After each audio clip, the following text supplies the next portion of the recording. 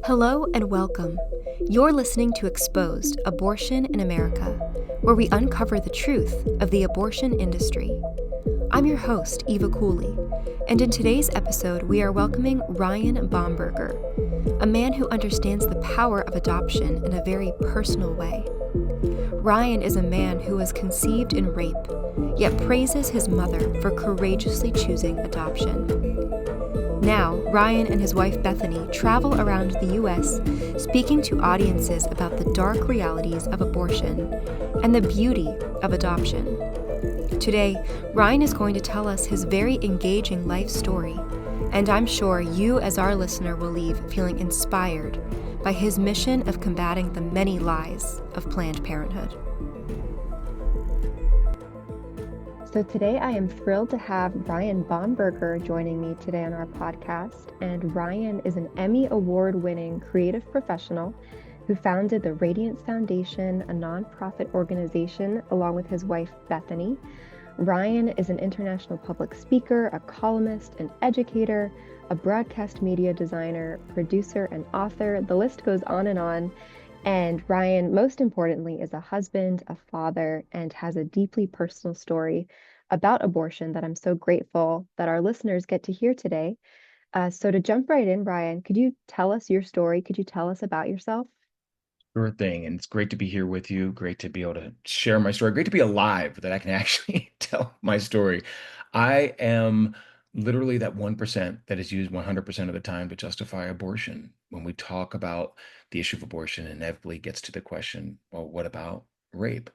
And that's my story. My birth mom experienced the horror and the violence of rape, but I just thank God that she didn't make me face the horrific violence of abortion. She was courageous enough to be stronger than her circumstances, gave me not only the gift of life, but the gift of adoption. And so here you have a woman who the rest of the world says, of course, the natural follow-up to such a horrific act is, like rape is abortion, but yet she rejected it, changed, the timelines of not just my own life, but the timelines of others, including my own family, extended family, and of course my wife and my kiddos. And so I was adopted into a family of 15. I have 12 brothers and sisters. 10 of us were adopted, and we're every different hue and so many different backgrounds, all adopted and loved. And I grew up being loved by two amazing parents who love the Lord. And when you love the Lord, the natural outflow of that is loving people. And so that's my background. That's why I'm so passionate about fighting for the most marginalized, because that is my story. And now I'm happily married to the love of my life, Bethany Bomberger, the co-founder of the Radiance Foundation. And we have four kiddos, two of whom were also adopted. So we're really passionate about adoption. You can probably understand why, but that's my backstory. And that's why when people ask me, well, you're a guy, why do you care? Well, one, I care about the issue of abortion because I'm human. And secondly, because I was rescued from the violence of abortion. Wow, thank you so much for sharing that with me and with our listeners. It's such a powerful and just beautiful testimony to the choice that your birth mother made to not abort you despite, I'm sure, many fears that she was experiencing, and instead to give you the opportunity to live. And it's beautiful for us to see what you have done with your life and the fact that you were also able to adopt children of your own. I want to talk about two arguments that often get used by the pro-abortion side in cases like yours. And number one, it's that, well, what quality of life is the child going to have if they are born? And number two, what impact is it going to have on the mother, the birth mother, to be forced to carry her child to term? So I'm wondering if you have a response to both of those arguments as someone who has seen firsthand the impact of adoption and the bravery of your birth mother for choosing life.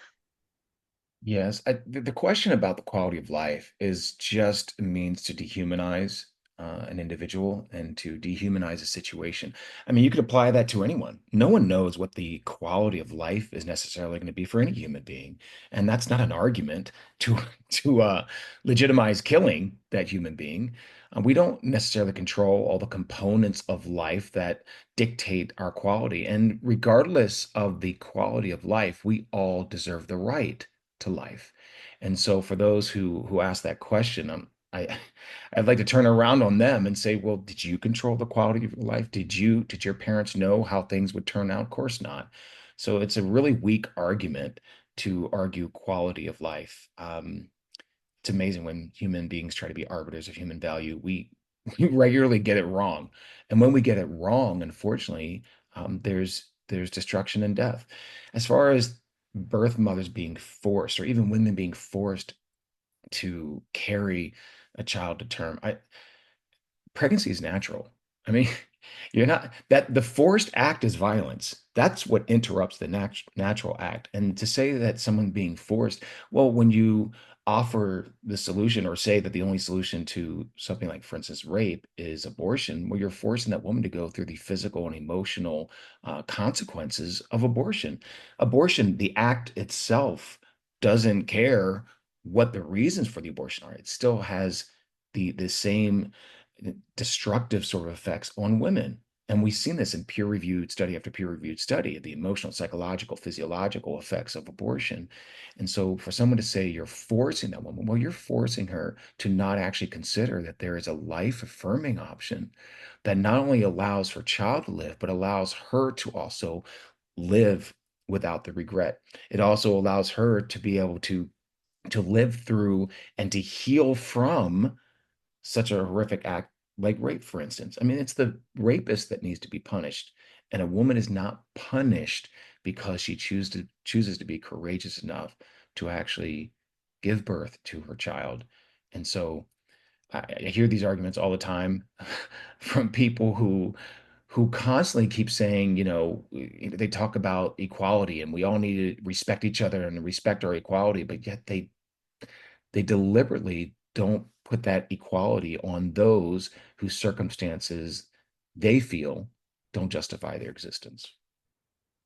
Wow, those are incredible answers. And I'm wondering if you could tell our listeners a little bit more about adoption and why it is such a great alternative to abortion. Well, adoption as a Christian, I look at it differently, perhaps than someone with a secular worldview, but adoption in the natural and the supernatural brings wholeness and healing. It uh, is one of the most loving acts that exist. I mean, we talk about racial reconciliation, for instance, in our society all the time. But one of the most powerful acts of racial reconciliation, I put air quotes around racial because we're all one human race, but one of the most powerful acts of this reconciliation is bringing a child of a different hue, a different background into your home and loving him or her simply because they deserve to be loved. Adoption happens because of brokenness, because the natural order of things is broken. And it serves as a means to bring healing and wholeness. It's not an instantaneous solution, not usually nothing is, but it is a beautiful, loving act of not just of mercy, of compassion, but it's an act of justice because a child deserves to be loved by a mother and a father. And some birth parents are not able to for whatever reasons, maybe because of economic reasons, maybe because of emotional reasons, maybe because of addiction to drugs or some other circumstance, but they're not able to. And what a powerful way to say, you know what? For a birth parent to say, I can't take care of this child, but I'm going to make a powerful parenting choice and say, I am going to allow this couple to love my child.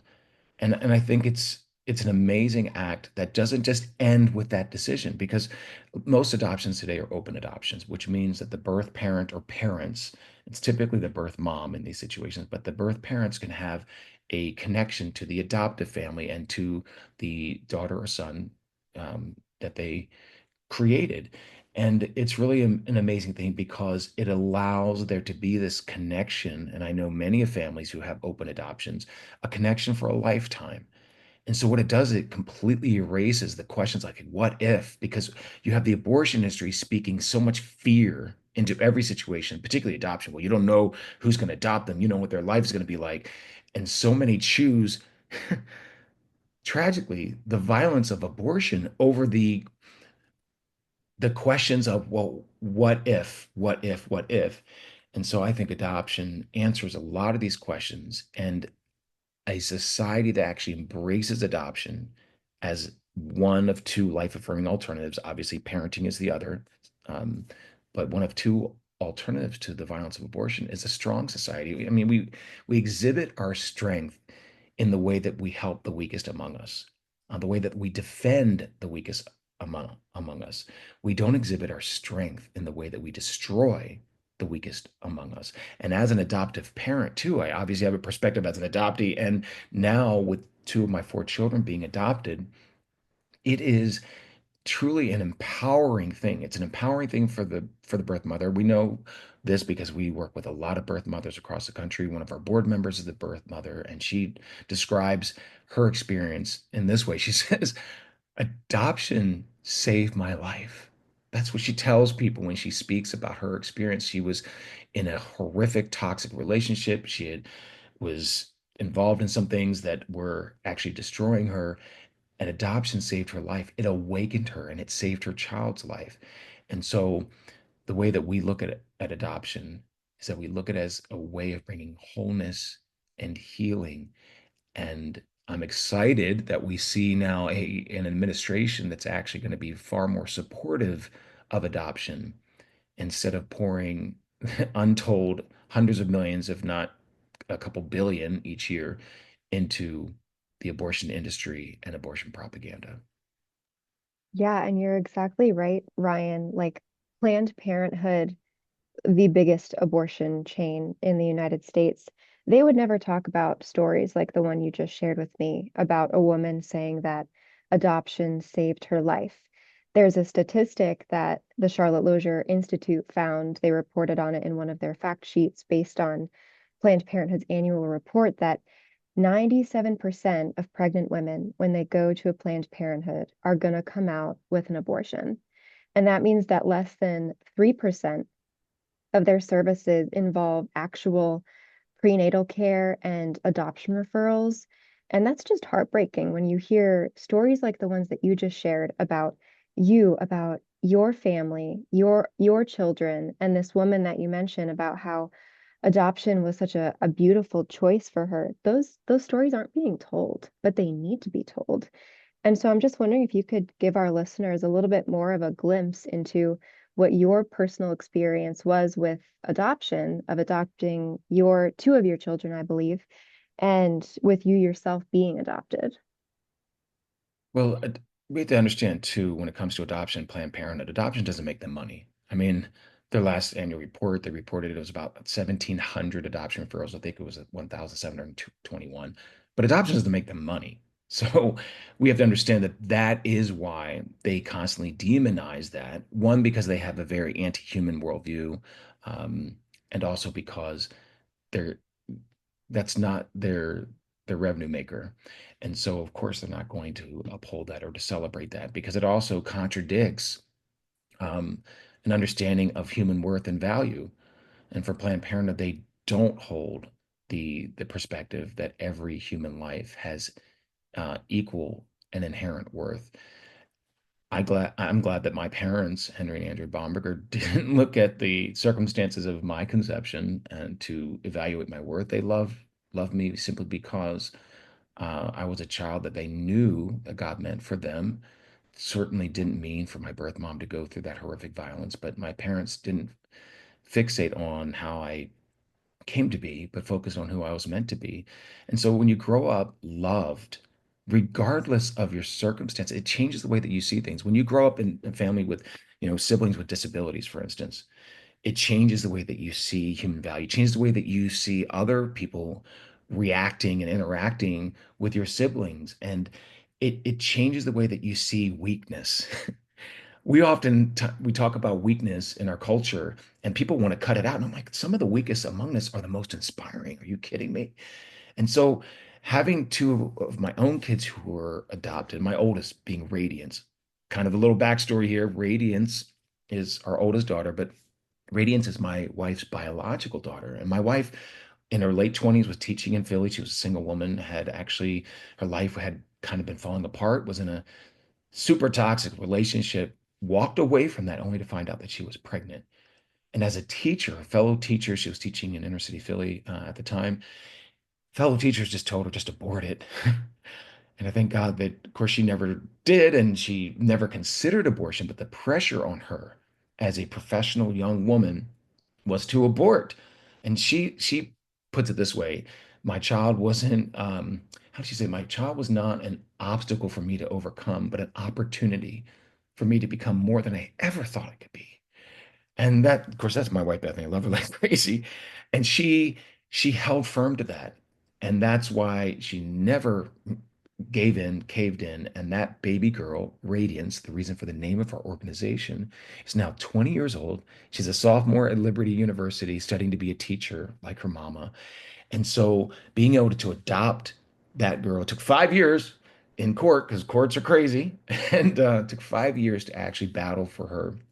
And I say 5 years, but I'm the only dad she's ever known. So since she was one, um, I'm the only dad she's ever known. We got married when she was one, and a month later she turned two. But since she was even a few months old, I'm the only dad that she's really ever known, the only dad who ever poured everything into her. And so being able to adopt her as my own, I remember a question that Bethany asked me when we were engaged. She said, "Well, are you going to be able to, love our baby girl, my baby girl at that time, we weren't married yet, my baby girl, the same way you would love our biological children in the future?" And I thought, have you met me? I'm adopted. I'm the favorite in my family. Of course, my siblings might disagree with that, but I still think I am.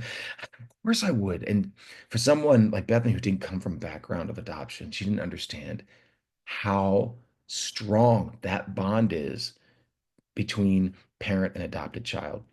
And then Bethany and I both adopted our youngest child, Justice. In fact, both these adoptions happened. This is a much longer story. I won't have time to tell this in the podcast here, but we adopted them both on the same day in Atlanta courthouse, about 2 hours apart. It was just miracle after miracle. But the situation with Justice is that he had a birth mom who we've known for a long time. She was almost like a little sister to us. She was also adopted and was going through really, really rough time living in a motel with some other single moms and just in a really impoverished situation, knowing that she could not provide for another child. She already had a 1 year old. And the situation there was that we offered to help take care of both children until she could get back on her feet. And what she opted to do was to place the newborn baby for adoption with us. We gave her family profiles of other families. She said, if you guys consider adopting, and by the way, I was all about not adopting a newborn at that time. I thought I was done with newborns. God's got a sense of humor. But she said, if you guys will be the adoptive parents, I'll do the adoption.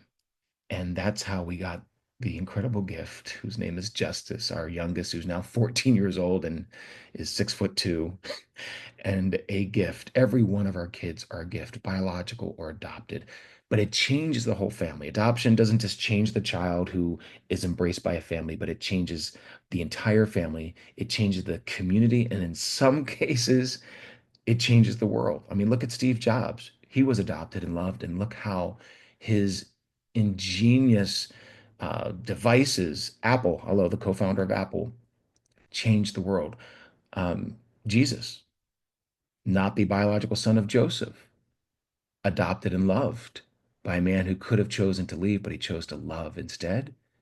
Obviously, he changed the world far more than Steve Jobs did.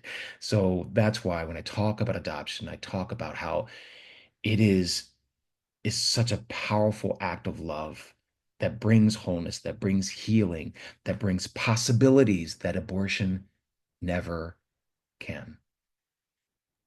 Wow, thank you so much for sharing both of those beautiful stories of Radiance and Justice. And I'd encourage our listeners to go check out the Radiance Foundation's website and learn more about Ryan and his wonderful family.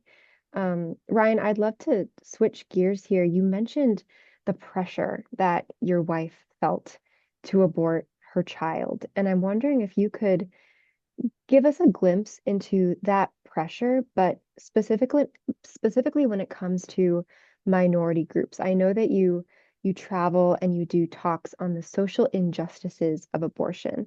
And I was hoping that you could provide our listeners with some of your main talking points, some of your main arguments on this issue. Sure. And those words, social injustice, I named that presentation specifically because you hear so much about social justice. Of course, now some of the words have morphed over the past few years, but social justice typically is an ideology that has been so perverted and so distorted. um, if you don't have life, that's the greatest injustice, and nothing else matters. Without life, no other rights matter, for instance. And so when we talk about the social injustice, I mean, if you're in the Black community, the leading cause of death is abortion. It outnumbers the top 15 causes of death combined. So, as an organization, the Radiance Foundation has been highlighting this. Of course, we talk about abortion being a tragedy, no matter the hue of skin. But my goodness, you got a community that is being targeted historically and presently by a multi-billion-dollar abortion industry that pressures people into. In fact, I'll give you a perfect example of the pressure. In Ohio, the state's largest abortion facility is called Preterm.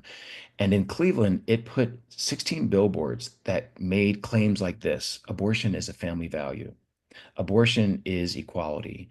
Abortion is necessary. This is what they place in predominantly Black Cleveland. This is the kind of messaging that happens from the abortion industry. So we responded by putting billboards that said abortion is fake feminism, abortion is lost fatherhood, abortion is systemic racism. And it is. It is absolutely systemic racism. When the number one killer of Black lives is abortion, and yet Planned Parenthood and the abortion industry is constantly targeting the very ones who they have been targeting since Margaret Sanger's days during what was called the Negro Project, when they promised that, for instance, birth control would be the uplift out of poverty. And it never has been. It still is not. And that morphed, of course, into abortion on demand. And abortion does not provide an uplift out of poverty either. It is a form of poverty. It's a form of spiritual and emotional poverty that says you have to destroy your posterity, your child, in order for you to become something, in order for you to be equal. And that message is the loudest in the Black community. In fact, I remember receiving an email from Planned Parenthood that's one of the sentences that stood out to me. It says, "Black people are our base." Those are the exact words. Well, of course they are, because sadly they have been convinced and conned into thinking that Planned Parenthood is somehow their savior. Well, Planned Parenthood is not the savior of Black people. It's not the savior of women. It's not the savior of the poor. We already have a savior. He came to give life, not to take it away. So the greatest social injustice to me is actually convincing people that somehow human life is a threat to your own life, human life that you've created. And so what it's morphed into now is a community that has been so deceived. I mean, our entire public is being deceived, but a in the Black community, it is statistically, I mean, you're talking about abortion rates up to 5 times higher. In New York City, more Black babies are aborted than born alive. So you can see this playing out and how it's even more devastating from a statistical perspective than any other demographic. No other demographic experiences this. More deaths, induced deaths by abortion than births. Only the Black community has that statistic, and it's something that we're fighting against because we believe that every human life, regardless of beautiful hue of skin, has equal inherent value. And that's why we keep fighting to expose this. Thank you for that response, Ryan. And I'm wondering if you can tell us more specifically. You mentioned Margaret Sanger. I'm wondering if you can tell us more information about who she was, the types of people that she surrounded herself with, and what she believed about eugenics specifically. Well, Margaret Sanger was a eugenicist. Eugenics was basically a pseudoscience, a very racist and elitist pseudoscience that believed that only certain human beings were worthy of living. And so Margaret Sanger was a leader in that movement. She was part of the American Eugenics Society. She actually wanted to merge with the American Eugenics Society. She wanted to merge Planned Parenthood, which was at that time called the Birth Control Federation of America, merge it with AES, the American Eugenics Society. She was the leading cheerleader for that organization. And she had such a warped mindset. Now, you're talking about somebody in the early 1900s who people I love when people try to excuse Margaret Sanger. Planned Parenthood has been trying to do it for years and years. It was only during COVID when they finally admitted what the pro-life movement has been saying for a long time. She was a racist, she was a eugenicist, and her worldview was vile. And they sort of kind of rejected her. But I mean, she had people who were, I mean, leaders in in the American eugenics movement, which we have to understand, it is what inspired the Holocaust. It's what inspired the leaders of the Holocaust to actually embrace a basically ethnic cleansing. That came from the American Eugenics Society. I mean, Lothrop Stoddard, eugenicist and a Klansman. He was a Planned Parenthood board member, prolific writer whose words inspired the Nazis. These were the people that Margaret Sanger, she just didn't just hang around. They were part of her board. They were part of her international conferences. Her worldview was so vile.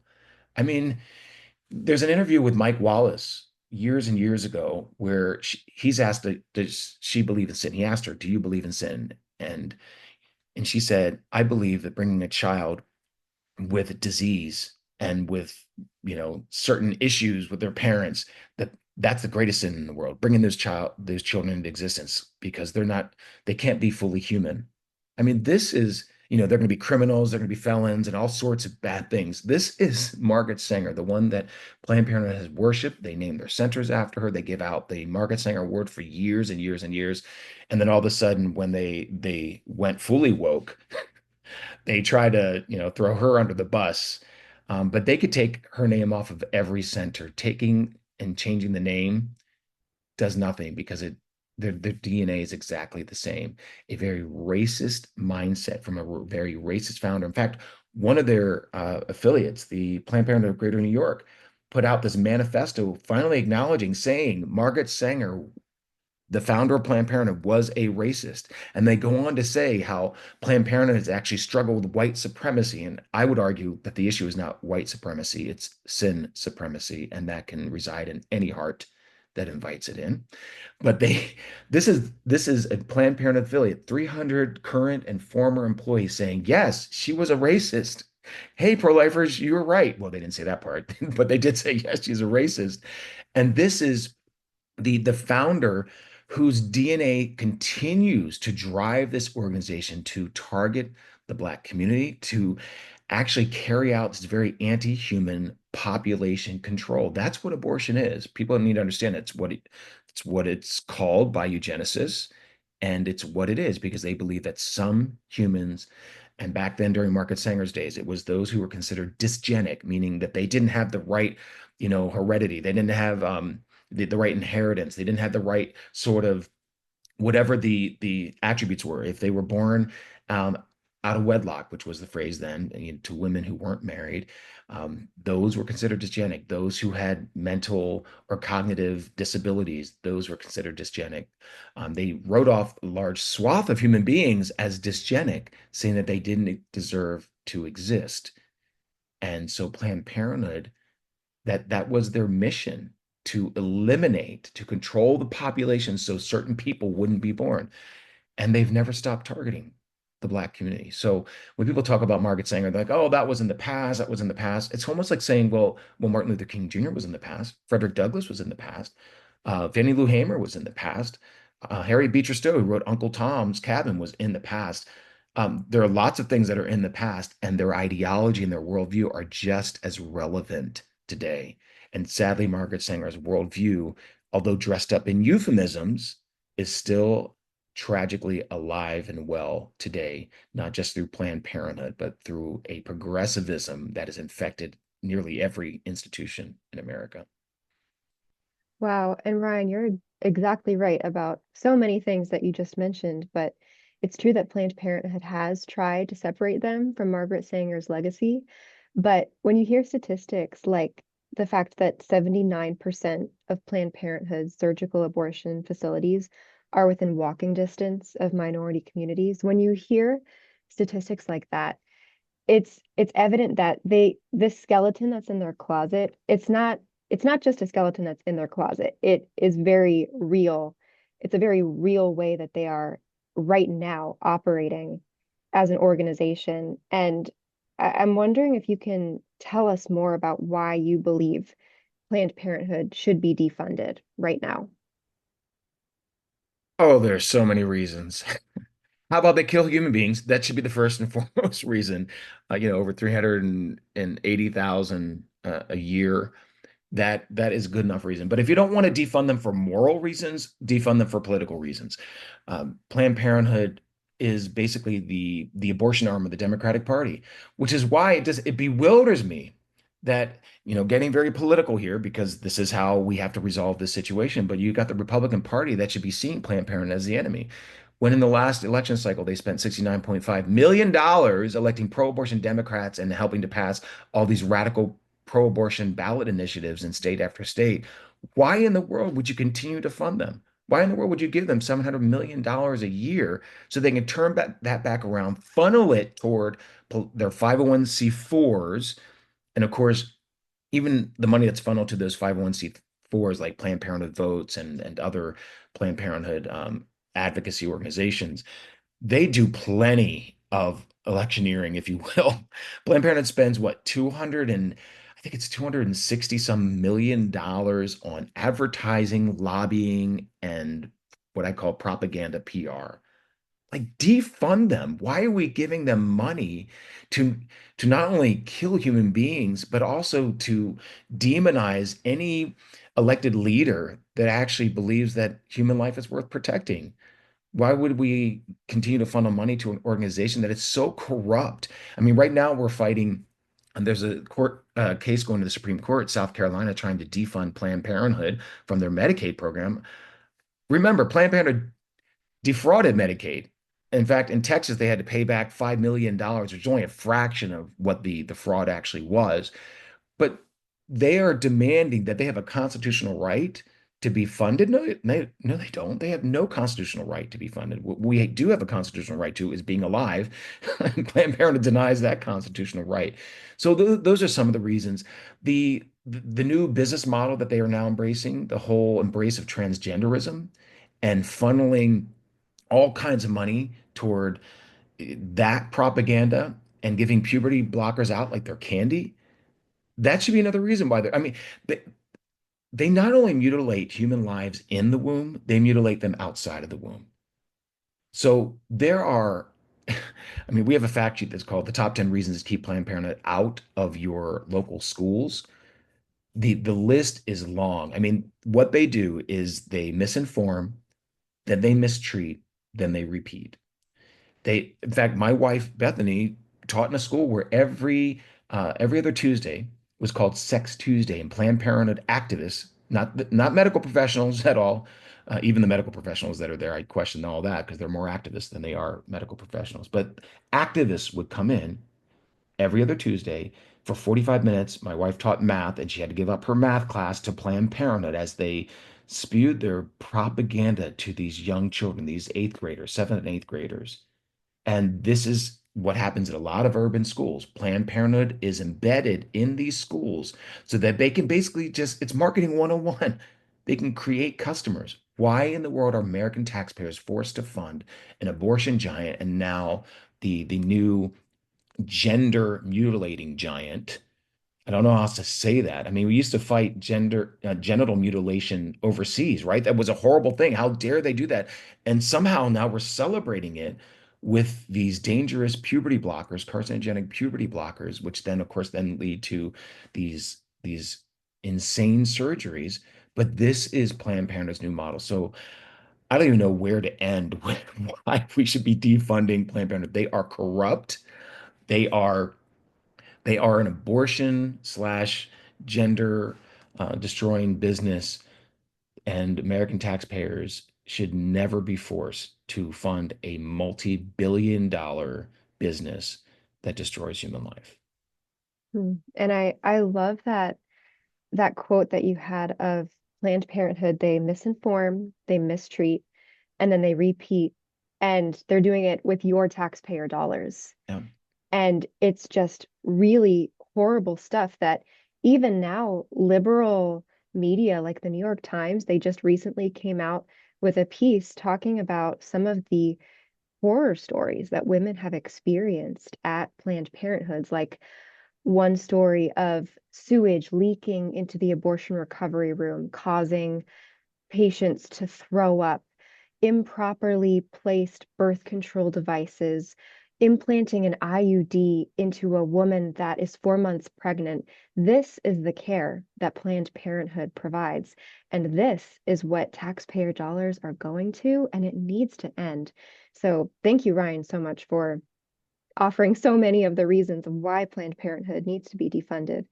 But not everyone believes that. And so I'm wondering if you can tell us what you would have to say to people who think that defunding Planned Parenthood is going to hurt women's access to getting quality medical care, because a lot of women associate, unfortunately, Planned Parenthood with being able to get abortions, and they associate abortions with medical care.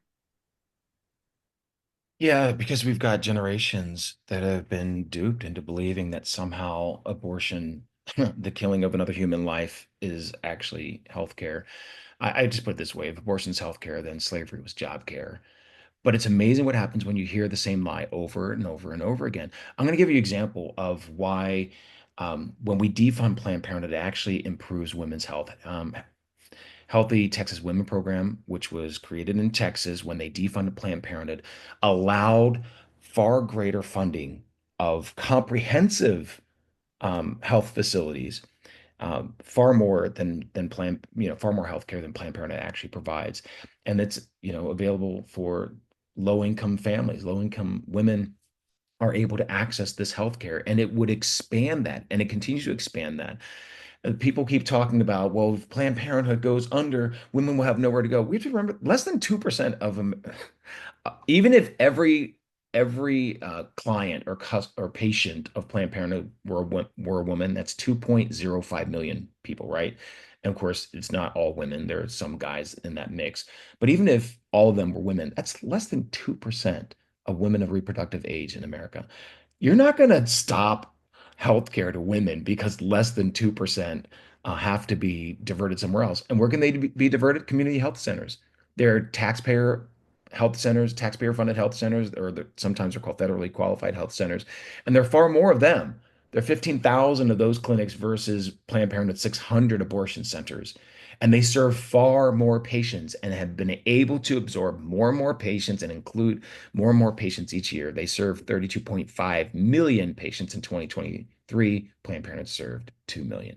So this nonsense that somehow defunding Planned Parenthood impacts women's health care, it's not true.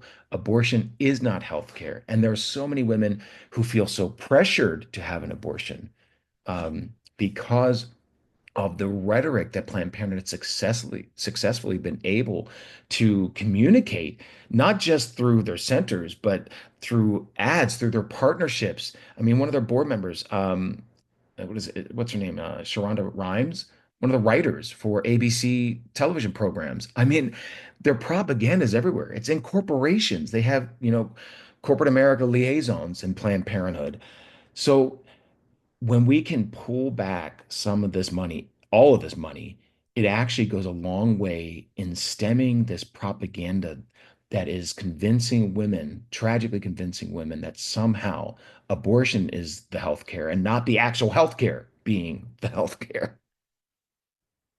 That's a really helpful answer. And something that you just said made me think about pregnancy resource centers as well, because Planned Parenthood, as part of their propaganda, they have begun attacking pregnancy resource centers and leading women to believe that they can't rely on pregnancy resource centers, when in reality, at these centers, women are actually given real options. They're given real choices other than just aborting their child.